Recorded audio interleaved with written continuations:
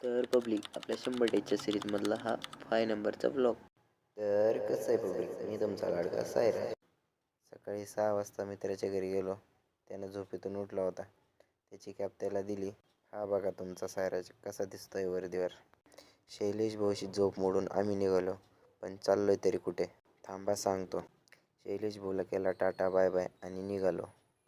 आम्ही चाललोय क्रीडा संकुलला. आज आहे सरदार वल्लभभाई पटेल यांची जयंती, त्यामुळे NCC कॅडेटला बोलवलेलं होतं. हे जे 2 दिसत आहेत ना, हे पण माझेच बडी आहेत. थांबा दाखवतो त्यांना पण. आम्हाला टायमिंग दिला होता 7चा आणि आम्ही गेलेलो 7:30ला. वा, फायनली 7:30ला क्रीडा संकुलवर आलो. इथे तर पब्लिकच पब्लिक होती.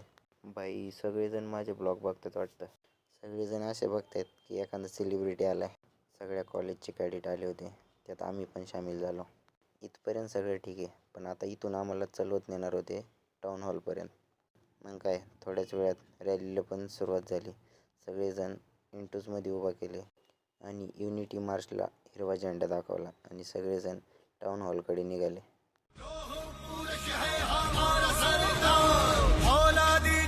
मजबूत था वो, इस धरती माँ का सपूत था वो, किसानों का अपना सरदार था वो, हुकूमत पर तेज असरदार था वो.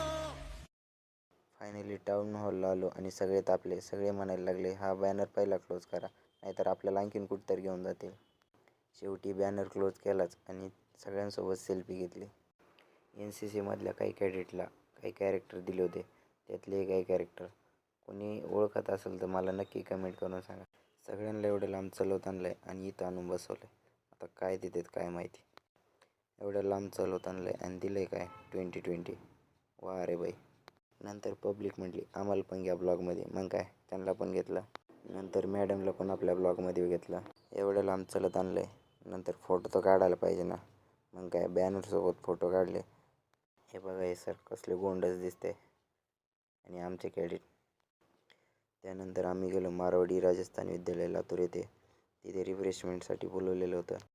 यांना दुसरं काही कामच नाही. तिकडून उठवलं आणि परत राजस्थान शाळेत आणून बसवलं.